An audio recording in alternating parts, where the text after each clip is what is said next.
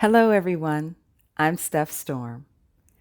I wanted to personally get in front of the camera today and thank you for watching my videos. Here on YouTube, I've reached my first 100 subscribers in less than 30 days. Now, I know that might not seem like a big deal for YouTube, but for me, it's a major milestone. I wanted to share my hobbies, my interests, and my work, but I thought to myself, there are so many really good channels out there.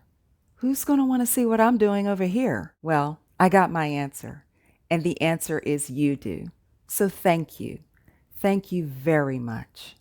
I don't want to give this long award, Oscar-winning speech, but I do want to acknowledge a few people who really inspired me to get on this platform.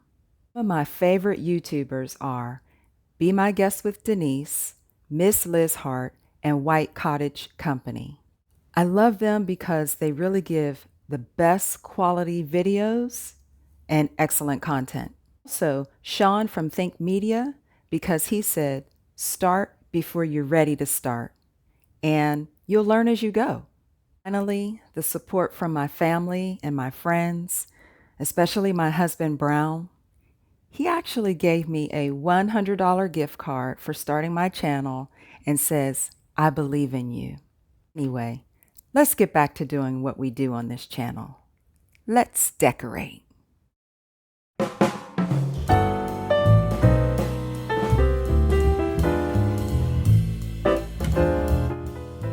The front door of our homes is the first impression our guests have of us before they come inside.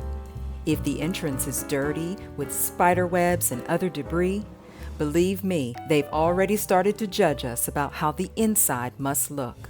With chipped paint or dead dirty flowers, they just won't feel welcome. So, I invite you to check your front door. Does it need a refresh? I know mine does. I'm going to start with a good cleaning. These are the decorations that I had out for the summer months. I chose these colors to use on my patio furniture and the chairs for the fire pit.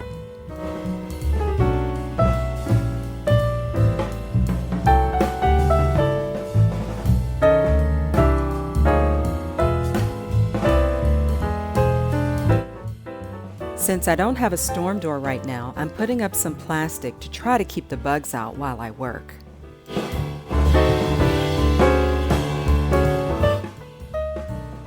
Before painting, it's really important to clean the surface with hot soapy water, or else the paint will not adhere very well. Next, you'll see me just kind of sanding down some of the rough spots where the paint was chipping. There's no need to sand down the whole front door because I'll be painting the door the same color.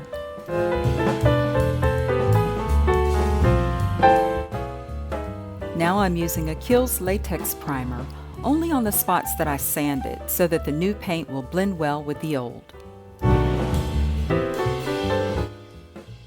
After all the prep work is done, it's finally time to paint. There's nothing like a fresh coat of paint to make it feel clean and new again. It's an inexpensive fix with instant gratification. While the paint dries, let's go work on some DIY decor. That'll be fun. I had some metal and some plastic pieces on hand that I thought would be good to use outside and that they would withstand the elements. But as you can see, they are not in the colors that I want to use for outside. No problem. We'll just have to make some modifications and make it work.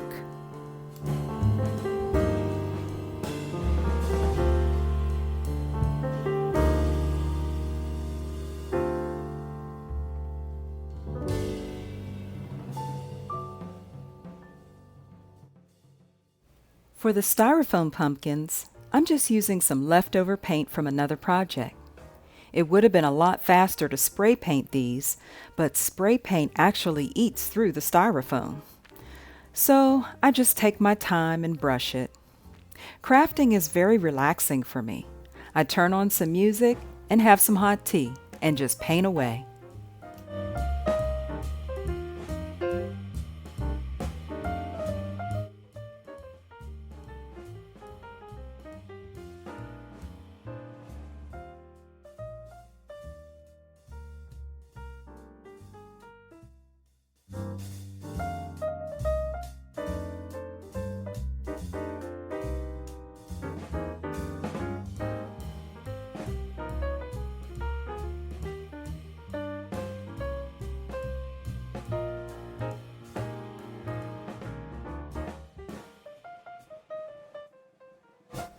I wanted this piece to hang flat, but I couldn't get the bottom part off.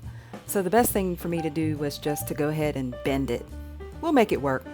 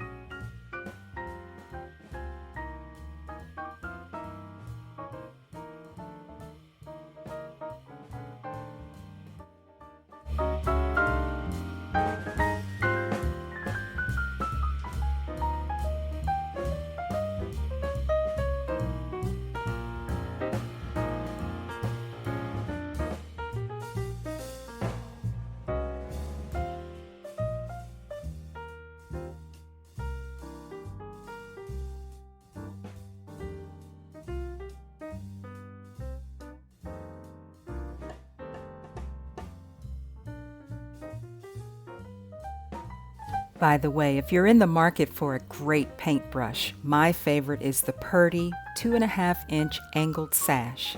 It's an excellent brush when you're doing very fine detailed work.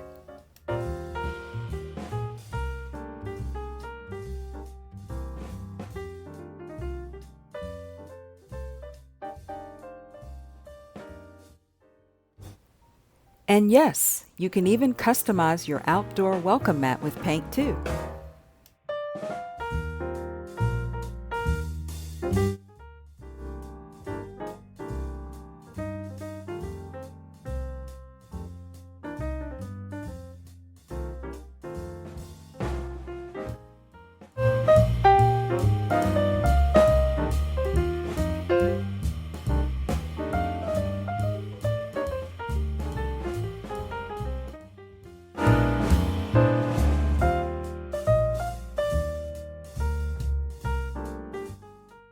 While I was cleaning, I noticed some scuffs in the exterior paint and decided to touch those up too.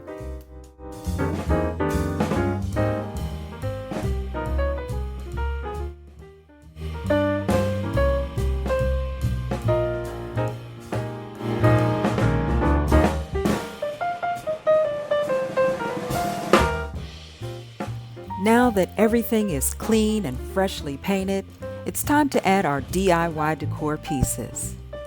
I don't want to put out too much because it's really not a lot of space. It's more like a stoop than a porch. But anyway, would you like to see how it all came together? Stick around until the end of the video for the reveal. For now, it's time for a brainstorm session.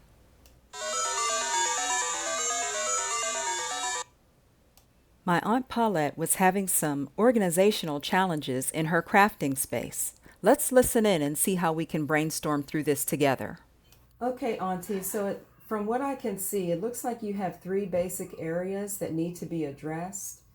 Yes, The shelving area where you keep your beading supplies, that's where we are now? yes. Okay. Now, all of those supplies that you have in there, those are things that you use regularly, or is there anything that you would be able to purge and get rid of? It's all stuff that I use regularly. Okay. It appears as though you have everything in an orderly way as far as the containers that you're using. So, what I'm going to suggest is that maybe just with some repositioning on the shelves, of putting those clear boxes that you have inside of some decorative baskets or boxes so that it appears to look more uniform on your shelves. You'll still be able to have access to everything you need, but you'll group like objects together into the baskets and they'll be able to slide in and off of the shelves. Oh, okay. And then the area that is behind you or to your right, This cabinet, yes, the lower part of the cabinet, what do you have in there? I Looks have albums and movies in here. Okay. And so your media, everything that you use for watching movies or television, if it's possible to put those things in that same area. So this area that you're in right now is going to be designated as your crafting area. So we want to get all the media out of those shelves so that we can also use those shelves as storage for your beading and crafting supplies. Oh, that's a good idea. Now, is there another area where you could possibly move those movies to? Um, I don't know because the area where the TV is limited for space. I mean, I have to do a cleanup there, but Mhm. I don't have anything there unless I don't know. I have this cabinet which is so full of stuff. Okay, so your sewing cabinet is right next to your media center. Yes. Um, how about all of the fabric and the material? Do you have future plans for those supplies? No, because I don't sew that much anymore. I really don't. My sewing is very limited at this point, so there's a lot of that material I'm not going to use. I know. Okay. Well, I'll make another suggestion then. Generally, before we get ready to organize our spaces, the first thing that we would want to do is to purge. We want to take out all of the items that we're no longer going to use or do anything with. And when we purge, we make three piles. The first pile would be for things that you plan to keep and use, and that's what we would actually need storage for. The second pile would be for things that you would like to donate or give away, maybe to a friend or family member. And then, of course, the third pile would be trash. Now, even before you make the decision to donate or give something away, I always suggest if it's in good enough material, if it's in good enough shape that you would give it to someone, then you could also sell it to someone. And selling it would give you the opportunity to salvage that money and put towards the future storage or baskets that you would need for the supplies that you plan to keep. So if you're not going to be sewing much, then I would certainly recommend clearing out all of that fabric and maybe taking those movies that are behind you and storing them in the area where you have the fabric. That way, all of your media is close together with the area where you watch movies. Sounds like a good idea. And that would free up that space behind you where you could now put those trays that you have sitting on the floor. They could go inside the cabinet that's behind you. That would work because I certainly don't like them in front of my balcony door. Yeah, yeah. It's a trip hazard for me. Now, I will say this. I like what you've done right behind you. It looks like you have some wicker baskets inside the squares. Oh, yes, those baskets, they weren't always there. I just changed that yesterday. They were U-Haul book boxes. Well, And I know the suggestion you made to me before about unifying my baskets, and that's what I did on your suggestion. they look great. It's still a way for you to have everything accessible that you need, but all of the baskets look uniform. And even though what's inside the baskets may be a little bit in disarray, it's okay because we can't see it. So that concept is the same concept that we want to carry throughout the rest of your crafting space, because crafting supplies can be a bit messy, and that's okay. As long as we know where everything is and it's organized, if we can close it up into some decorative containers, everything will look neat and orderly and it won't look cluttered. Okay, that sounds like a winner. But thank thanks for the tip on the baskets. I already had them. I just had them in different places. Yeah, and that's a good point too. Before you go out and purchase anything, always shop your home. Always check around to see if there are other like objects that you could repurpose for whatever your future projects are before you go out and spend any money. Okay, good idea. I'll do that, and I'll get to work on purging this stuff. Well, I hope this was helpful for you, Auntie, and we would love to come back and visit you again and see what kind of progress you're making. It was extremely helpful, and as soon as I can get the energy to get it straight, I'll show you. Okay. Put all your suggestions to work. Sounds great. I'll talk to you soon. Okay, thanks, Nisi. If you'd like to have your own brainstorm session, leave me a comment below. I'd be glad to help. And now here's the reveal of our front porch DIY decor.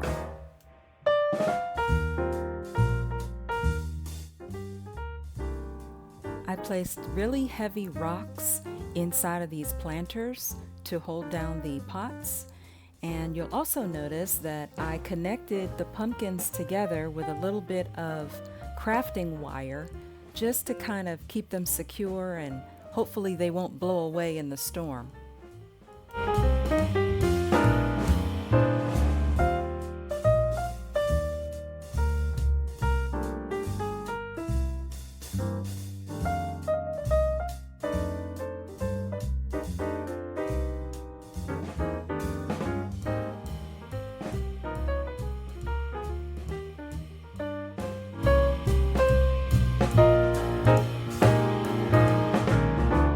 And remember this truck with the words kind of painted on really sloppy? Well, here it is, customized to my colors. I think it turned out pretty cute. What do you think? Some of my subscribers have been inspired by my videos and sent me some pictures to share with you. This makes me so happy. I just love seeing what you've done in your homes. These were sent to me by Kay Jackson. She did a great job with her fall decor. Thanks for watching Brainstorm.